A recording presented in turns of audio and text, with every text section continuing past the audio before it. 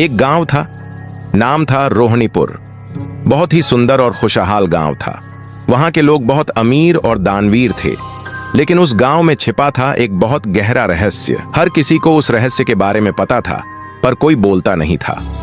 उस गांव के बीचों बीच थी एक जादुई मूर्ति। हर अमावस्या की रात पूरे गांव में रोने चिल्लाने की आवाजें आती थीं। लोग अपने घरों में बंद हो जाते थे, कोई भी घर से बाहर नहीं निकलता था।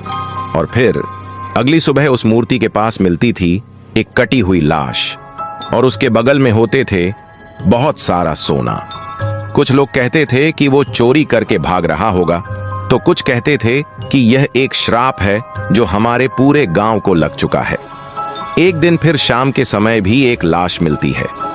अब गांव के लोगों के दिलों में डर बैठ गया था। वे सीधा गांव के मुखिया के पास जाते हैं और उन्हें सब कुछ बताते हैं। मुखिया लाश के पास जाता है और देखकर कहता है, कल मेरा बेटा बदास शहर से आने वाला है, कोई भी इसके बारे में उससे कुछ नहीं कहेगा। अगले दिन मुखिया का बेटा घर आता है। नाम था राइस्टर, बहुत ही निडर और साहसी लड़का, और माता पिता का कहा मानने वाला।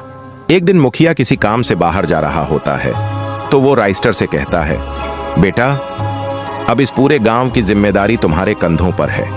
रात को कभी किसी की बुलाहट पर घर से बाहर मत निकलना। इतना कहकर वह चला जाता है। उस रात जब राइस्टर सो रहा होता है, तभी उसे जोर जोर से रोने और चिल्लाने की आवाजें सुनाई देती हैं।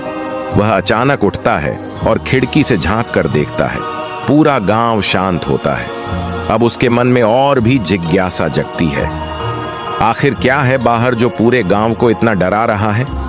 अगले दिन फिर एक लाश मिलती है। जब राइस्टर वहां पहुंचता है तो वह ढेर सारा सोना और लाश को देखकर डर जाता है, और अब वह ठान लेता है, मैं इस रहस्य को जानकर ही रहूंगा। क्या राइस्टर इस मूर्ति का रहस्य जान पाएगा या खुद भी इस मूर्ति के भेंट चढ़ जाएगा? अगले पार्ट के लिए कमेंट करें।